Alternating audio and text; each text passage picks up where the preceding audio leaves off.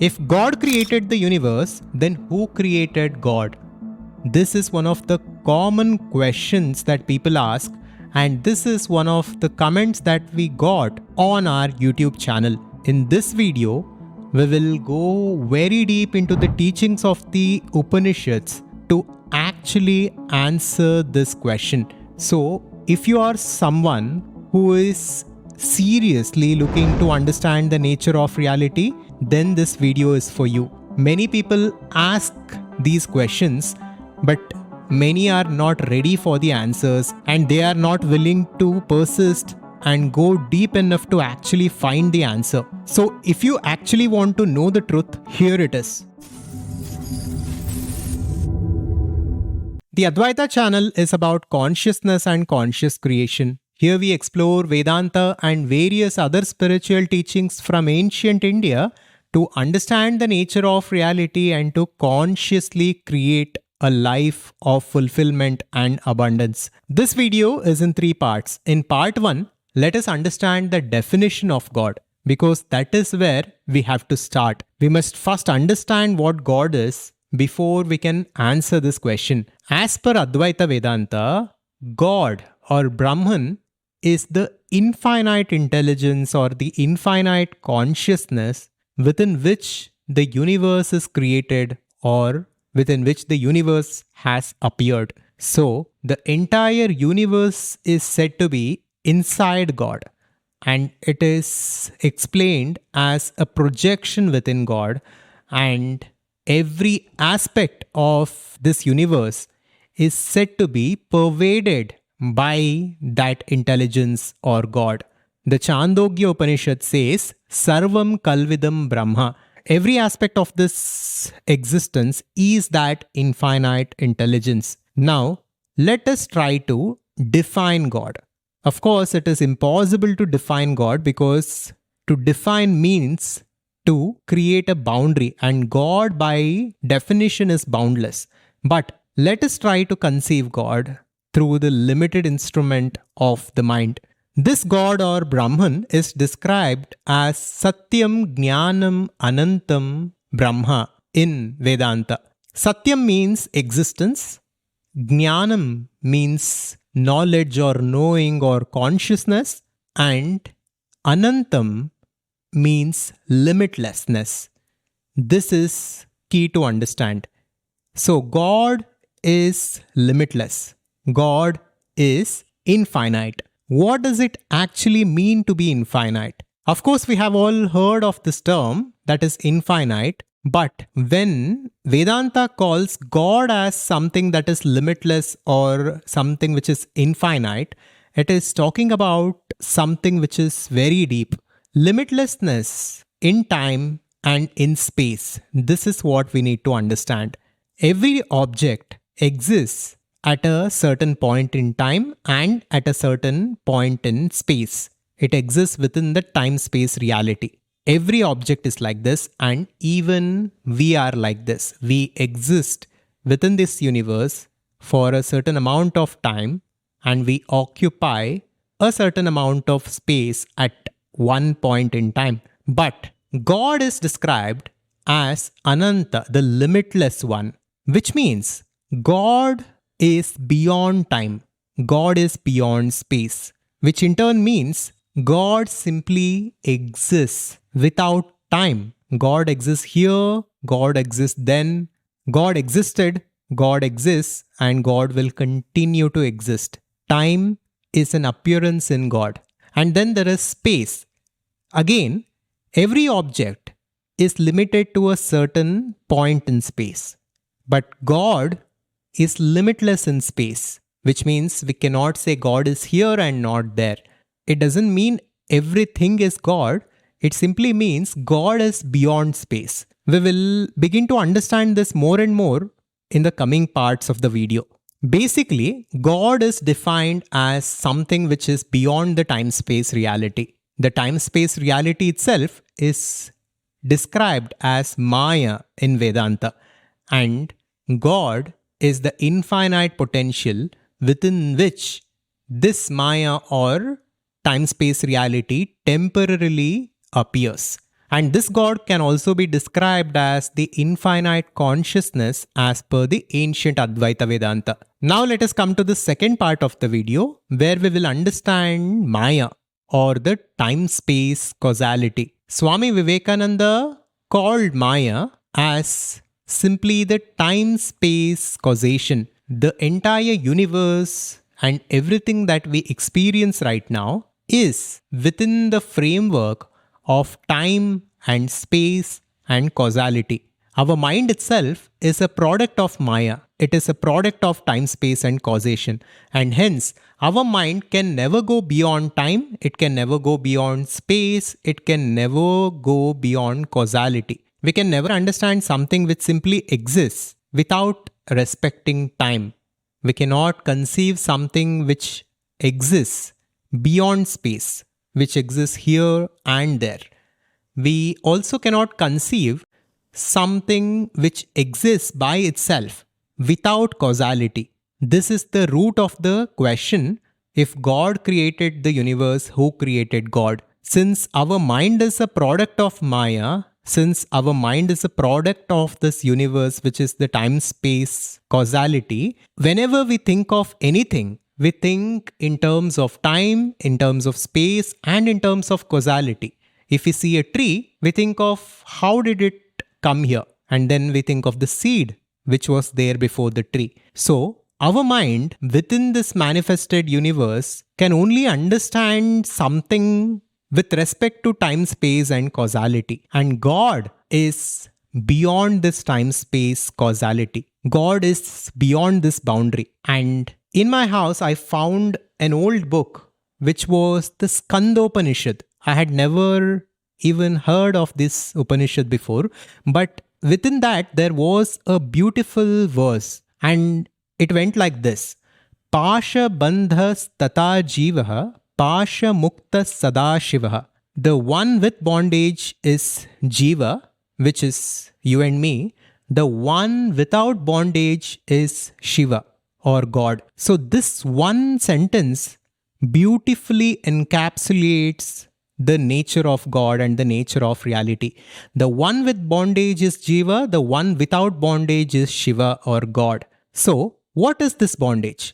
The bondage is the boundary of time, space, and causality, the boundary of Maya. So, the question, if God created the universe, then who created God, is fundamentally coming from a place of ignorance.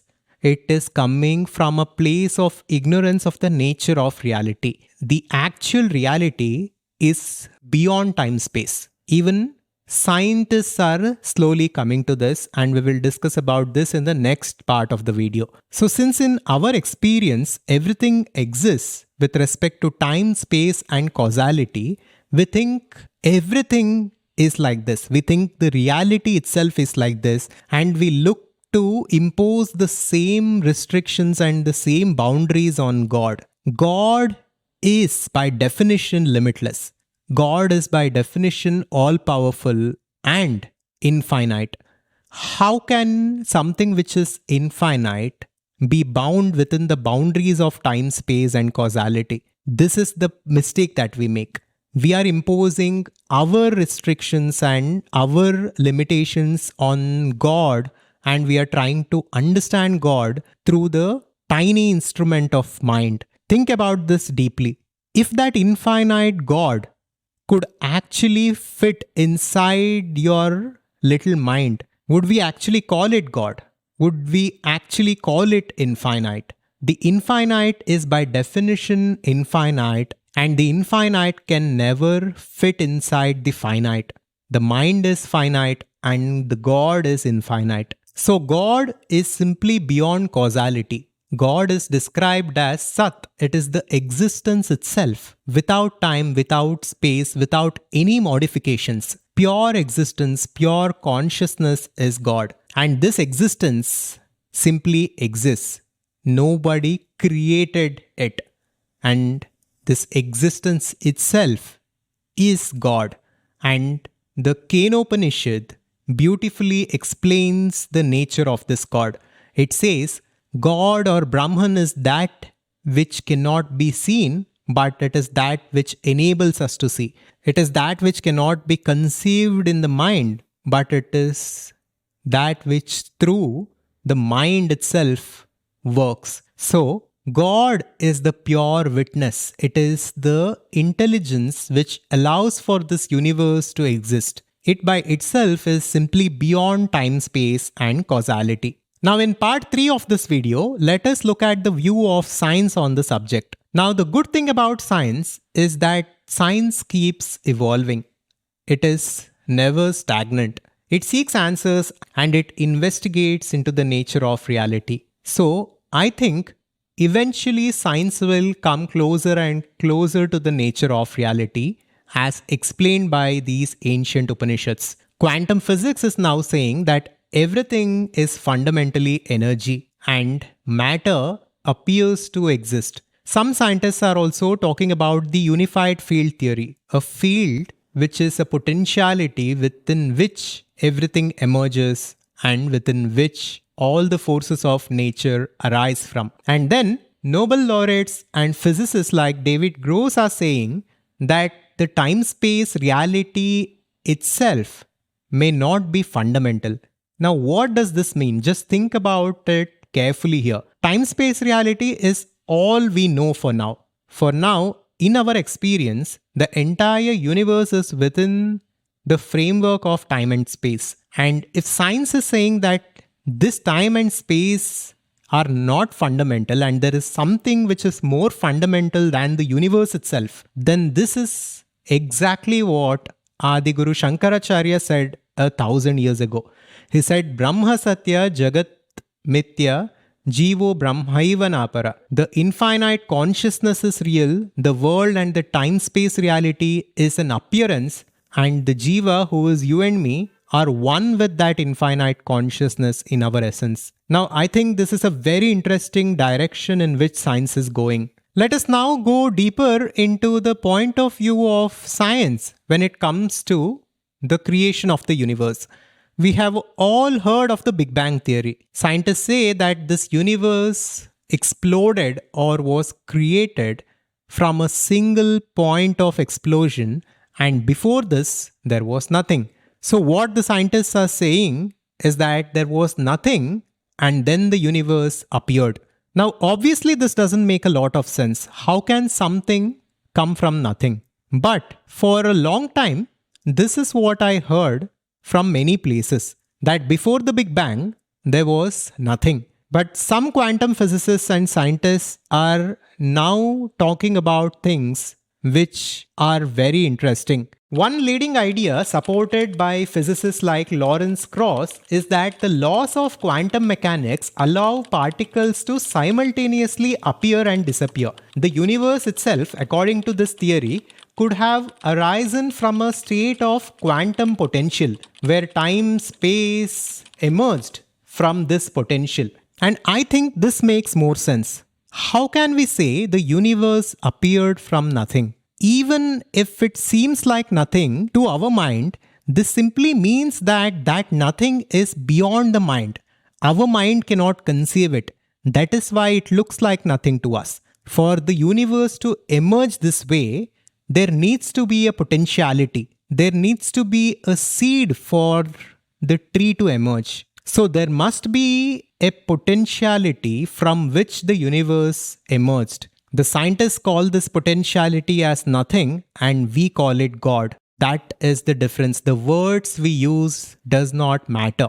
If you call God nothing, it doesn't matter. That nothing is the pure potentiality, the pure intelligence, which is the foundation and the framework for this universe. And nobody can deny this. And it makes more sense to say that this universe came from an infinite intelligence and a pure potentiality that we call God than to say that this universe came from nothing. So now you may ask, what should we do with this information? Should we simply believe that there is God? Should we simply accept God without any inquiry or question? Trust me, if this was the case, I would not be on this path. I like to question and I like to inquire. And Swami Vivekananda said we must never accept anything without thinking about it deeply and without digging deep and inquiring about it. So, what Vedanta says is that you should not and you need not accept God just